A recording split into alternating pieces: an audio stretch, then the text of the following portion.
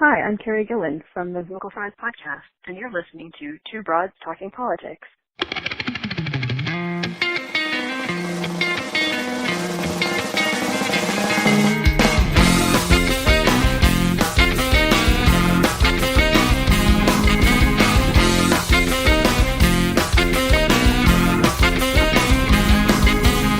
Are you listening? Hey everyone, this is Kelly with Two Broads Talking Politics, and I'm here in this segment with Cassimir Svigelj, I hope I got that somewhere close to right, who is running for the State House in District 16 in Ohio. Hi, Cassimir. Oh, thank you so much for having me, Kelly. Yeah, thank you for joining me. And you just got married recently. Congratulations. Oh, thank you. Yeah, it's been a little under a month. Excellent. All right, so let's start with just a little bit of background. Can you tell me a little bit about yourself and why you've decided to run for the Ohio House? Oh, definitely. I'm a product of Northeast Ohio. Come from a racial family and a single mother who got pregnant with me when she was a senior in high school. My story is that of a lot of Ohio residents. My grandfather was a worker on the coal docks in Ashtabula, and it was a community effort helping to raise me out in Ashtabula while my mom worked to get her teaching degree from Cleveland State. I know early on we jumped around a few locations in Cleveland, North Olmsted here in the district, and then went to Berea where she bought a house and I would eventually graduate from high school. I've got 4 younger siblings. I'm the eldest of 5, and I've been pretty politically active since middle school. My mom partook in all the protests as a member of the teachers union and working at Cleveland Public Schools. And while I was in high school, I was a member of the Junior Statesmen of America. So I have a couple photos of me down at the Ohio State House doing mock legislation. I went to Cleveland State because I still need to work full time and stay close to my family because of my younger siblings, and my mom would need help from time to time getting them off to school or practices or whatnot. I eventually graduated, focused in political science.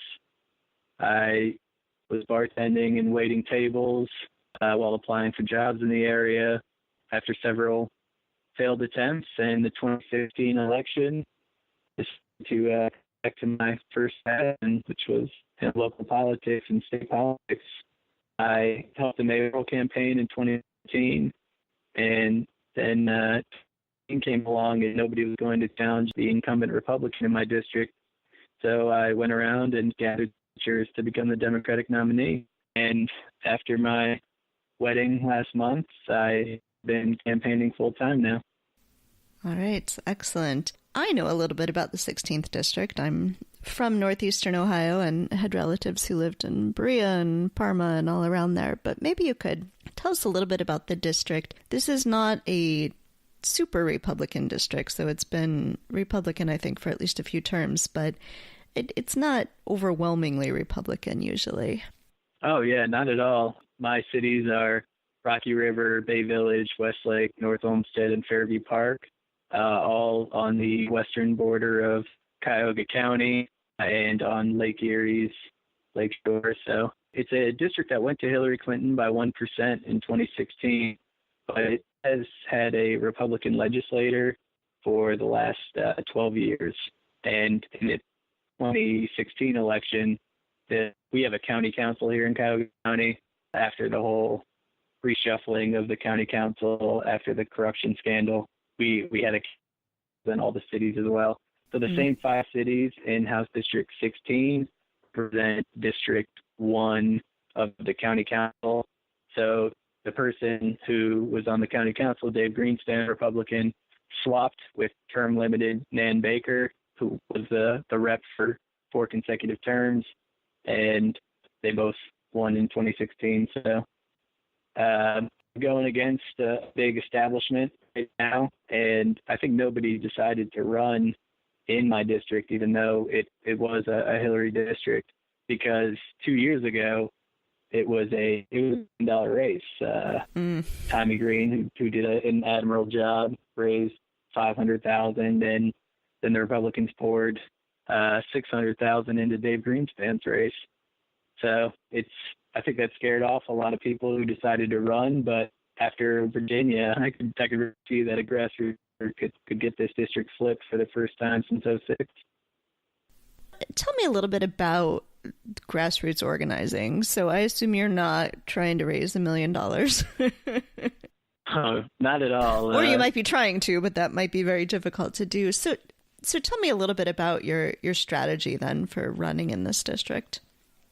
I told my now wife, who is my treasurer, and my campaign manager that we could win this district if we were able to raise $40,000, because we just need money for lit, for yard signs, and for digital ads. And we were so lucky to get one vote at a time. They're going to do a video for us in kind, so that saves us, $10,000, and we get to publish a professional video ad. So very excited for that too, at the end of the month here. But it's going to be a lot of digital ads and me knocking on the doors of people here in the district, because as people have told me, they are registered voters who have received their state rep before, and that alone has got their vote for me. Yeah, I think that's been a common refrain we've been hearing this year, that people are knocking on doors and people are saying, no one's ever knocked on my door before. I'm lucky to have such a passionate, I have a lot of educated women in my district, and I think that's a reason why I went to Hillary Clinton. But they've been very active after 2016, and they've been doing a lot of canvassing themselves. And with my endorsements from NARAL, Pro-Choice, Planned Parenthood, Sierra Club, and others, it's been really positive, the messaging I've received from them and vice versa. As you're knocking on doors, as you're talking to people in the district, what are the kinds of issues that they're concerned with? They mostly want to know about why I'm running, and I try and explain about the level of corruption that goes on in Columbus.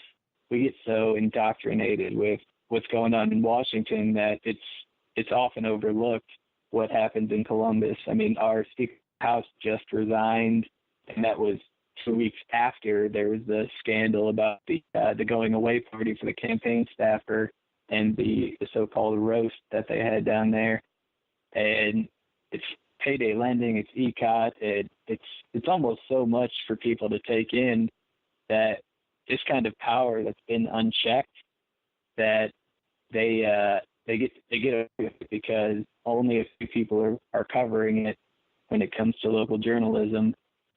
We have a couple of ones, but it's quite a lot. Every other week there's another scandal hitting, and it's been a supermajority Republican House for the last decade, and they've really just gotten away with unchecked powers. So I bring up a lot.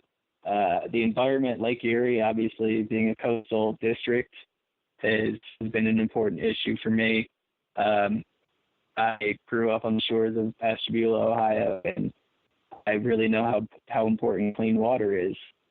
Mm-hmm. The fact that some beaches are closed right now because of sewage overload is really just a lack of infrastructure investment and a lack of caring by the Republican representatives that we have in this district and throughout the state. So that, and obviously with public education, millions of our dollars getting stolen to build mansions down in the Keys is disgraceful, and every single Republican representative has taken money from Bill Lauder. So nobody is free from this corruption that we have here. So you are a fairly young candidate. You're 27. Yeah, just turned. Yeah, you've been endorsed by Run for Something. Can you talk to me a little bit about what it's like to run as a young candidate? Are the voters taking you seriously? Are any of them talking about your age at all? I know especially in state houses, legislators tend to be a lot older. So just wondering if you could sort of talk about that and what you think that you bring to something like the state legislature being on the young side. Yeah, that's something that probably comes up more than anything. The comments of, you seem a little young to be running for state representative. And I used to be able to say when I was 26 that my opponent was twice my age, but now that's no longer true. So the most important thing I try and tell them is that we need new energy and new ideas. And I point out how 8 of the top 10 jobs in Ohio don't pay enough to afford a 2-bedroom apartment, or that we have the worst student debt ratio to job opportunity in the country and the worst opioid epidemic in the nation. So if this is what the so-called experienced leadership is bringing us, then I think it's time for new ideas and for some fresh blood to the stagnant house down there in Columbus. Are you finding that there is a lot of energy among the youth in your district? Are people excited to be getting involved in the political process and registering to vote? I come from a relatively older district. My median age in comparison to the rest of the county is, I believe, 44 and a half. So it's an older district, but we have a lot of younger parents who maybe recently moved to the district that are really involved. Obviously, when I pointed out earlier that we have a higher educated district, they know what's going on, and they can see how we have some of the best school districts in the state, but we're having millions of dollars funneled away from our schools, the whole reason they decided to move to the district. Those are the ones that are getting really active, young parents and the people who do have children within the school district. I do have a couple younger, late high school or college that are from the district, but they're concentrating a lot on, national. Sherrod Brown does a great job for youth. So active, but maybe in my race as I'd like to see. So the president recently put down LeBron James, son of Northeastern Ohio. Has that been getting any play in your district? You said it went to Hillary by a little bit. What do the people in the district think of the administration, not just at the state level, but more nationally as well? Yeah, they're more offset comments of like, guys, he's unbelievable. It's almost like they've gotten used to it, and we do our best to just ignore it because we want to focus on the state issues. But it does come up, and especially with somebody who won us a championship and ended the drought. I flew back. I was out of town for when the parade after the championship, after we won it, and just that brought together the city. Nothing I'd ever seen before, and we still hold on to that. I know that we haven't won since 2016, but it almost feels like that was last season because that trophy meant so much to this city. And when my grandpa called me after the end of Game 7, like seconds after, and said it was finally over, he got a chance to see 64 with the Browns, and it had been so long that it just means so much to us, and that he can try and put down somebody who has done so much for this city. Like it's just inconceivable to us here. So it almost feels like it has to be ignored, anything he says.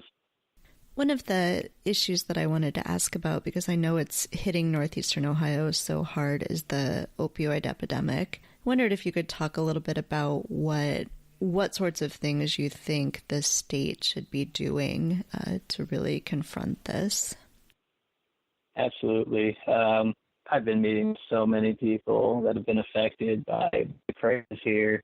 I have lost people who I went to high school with, and I talked to my grandpa when he says that, oh yeah, I'm at that age where I read my friends' names in the obituaries, I start to think to myself, like, wow, that's wild, because I read about my friends dying too on Facebook or whatever social media